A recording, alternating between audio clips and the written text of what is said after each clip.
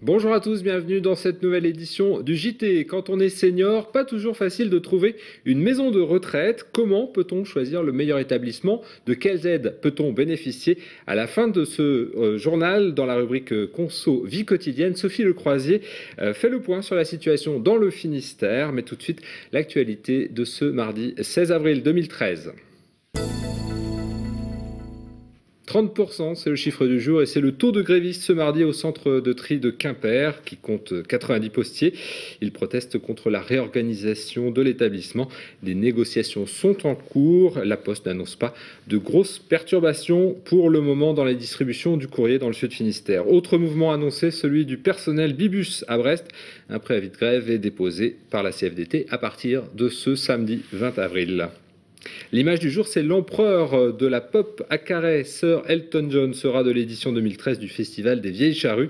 La programmation complète a été dévoilée ce mardi. Outre les Allemands de Rammstein, les scènes carhaisiennes accueilleront Neil Young, Carlos Santana, mais aussi Phoenix, Vitalik et Marc Lavoine ou encore Lou Doyon.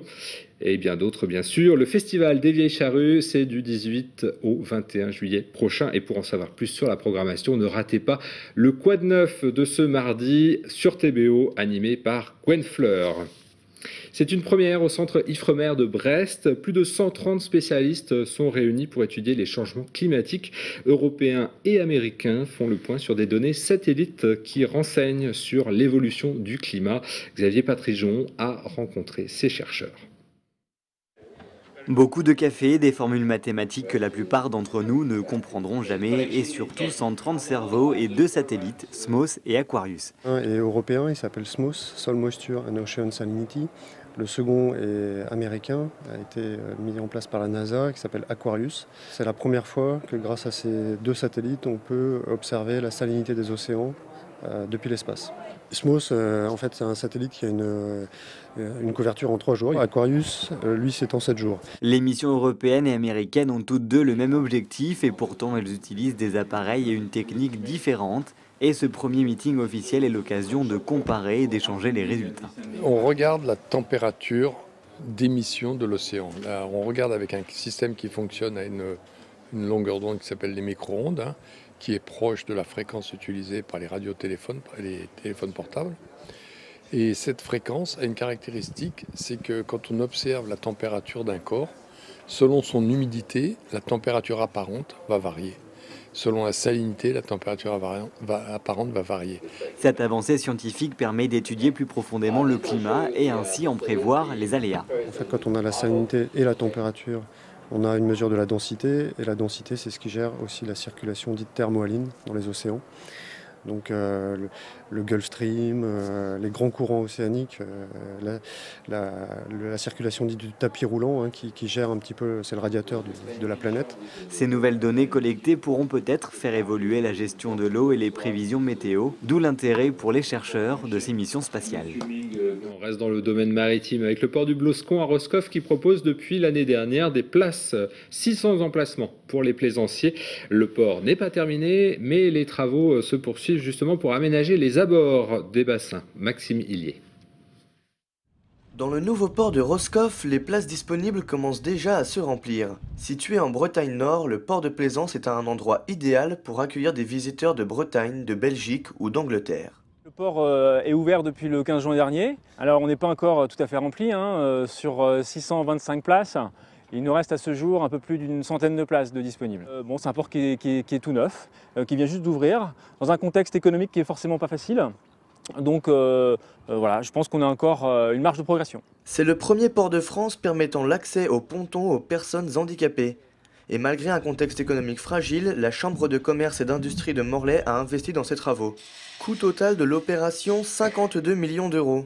Ces projets mettent en place de nombreux services dont pourront profiter les plaisanciers qui font escale. Ils ont besoin des services de proximité avec la supérette, mais effectivement aussi besoin peut-être de se rencontrer dans un bar, un restaurant et tout. Et c'est vrai que nous allons créer là une belle animation ici sur le port de Plaisance. La course du Figaro qui va arriver du 15 juin au 20 juin, qui va rester ici sur place. Donc nous attendons effectivement beaucoup de monde à cette époque.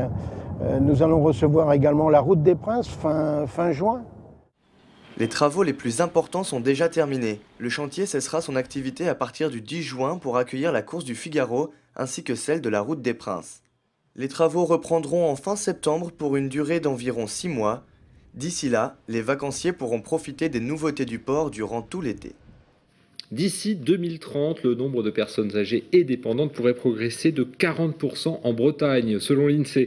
Dans ce contexte, vivre seul à domicile devient parfois impossible. Aujourd'hui, on s'intéresse dans la rubrique Conso vie quotidienne, justement à l'accueil des personnes âgées et dépendantes. Sophie Lecroisier, bonjour. Bonjour. Alors, comment se situe le Finistère justement dans ce domaine? Eh bien écoutez, en Finistère, en 2012, la part des personnes dépendantes était de 8,3% et c'est d'ailleurs l'un des départements le plus touché par la vieillesse et donc forcément par la dépendance, comme le nord et le nord-est de la France. Alors quel est le dispositif justement d'accueil des personnes âgées en Finistère? Alors au total, il y a 135 établissements en Finistère, ce qui dénombre plus de 12 600 places d'hébergement.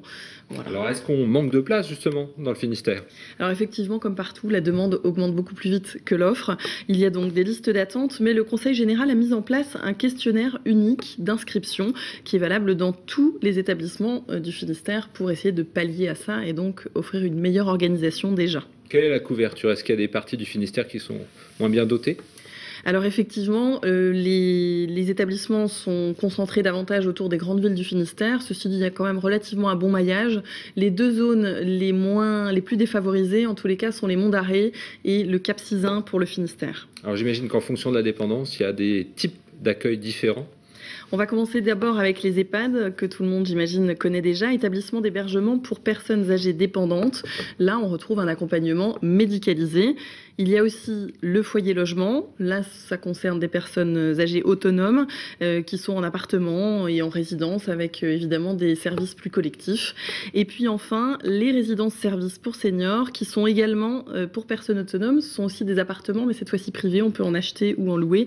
Et de façon variable, on retrouve aussi des services collectifs, piscine, laverie, etc., etc. Il y a de plus en plus d'établissements privés. Est-ce qu'on peut dire qu'il y a une marchandisation de l'accueil des personnes âgées? Alors moi, je ne me permettrai pas de répondre à cette question. Par contre, Joëlle Le Gall le fait très bien. C'est la présidente de la Fédération nationale des personnes âgées et la présidente de l'association Bien vieillir en Finistère. Il y a la marchandisation de la vieillesse aujourd'hui. On le voit tous les jours. Alors, il y a quelquefois des valeurs qu'on apporte, marchandes même, qui vont faire progresser. Mais regardez, ne serait-ce que les établissements privés à but lucratif. Je ne parle pas de petits groupes familiaux qui organisent des établissements et qui le gèrent très bien. Je parle des gros groupes. On a l'impression qu'ils attachent beaucoup plus d'importance à la façon dont ils vont être cotés en bourse qu'à l'accompagnement des résidents qui se trouvent dans leur établissement. Et ce sont des résidents qui payent très, très, très cher. On pourrait au moins estimer qu'ils aient un accompagnement de haut niveau que d'autres établissements publics ou privés à but non lucratif ne peuvent, eux, donner. La marchandisation de la vieillesse, si elle doit s'arrêter demain, surtout par rapport à ce que je viens de dire, c'est à nos politiques d'y mettre un frein.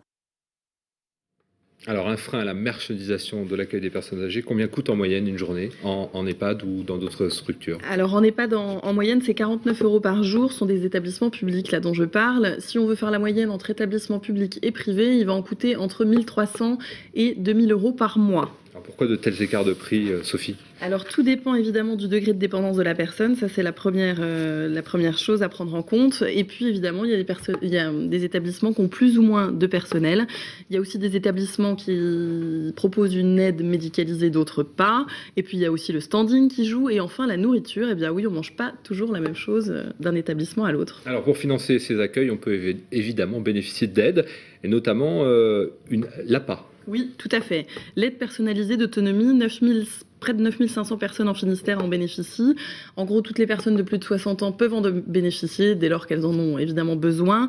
Elle peut aider donc à rester chez soi et avoir une aide à domicile, type ménage ou portage de repas. Et puis, elle permet aussi de payer une partie de l'hébergement quand là, on est plus dépendant et qu'on a besoin d'être placé en quelque sorte. Alors il ne faut pas non plus se tromper, il faut être bien renseigné. Ouais. Comment éviter les pièges et les mauvais établissements entre guillemets? Alors un seul conseil, vous avez une trentaine de clics en Finistère qui sont là pour renseigner les gens. C'est les centres d'information sur les droits des personnes âgées, et donc c'est le Conseil général qui a mis ça en place depuis les années 2000 et voilà, donc chez eux on a tous les conseils. Merci beaucoup Sophie sur cet accueil des personnes âgées. On se quitte pour ce point sur l'information et on se retrouve demain à 18h15 pour un nouveau point sur l'information dans le Finistère. Bonne soirée à vous et à demain.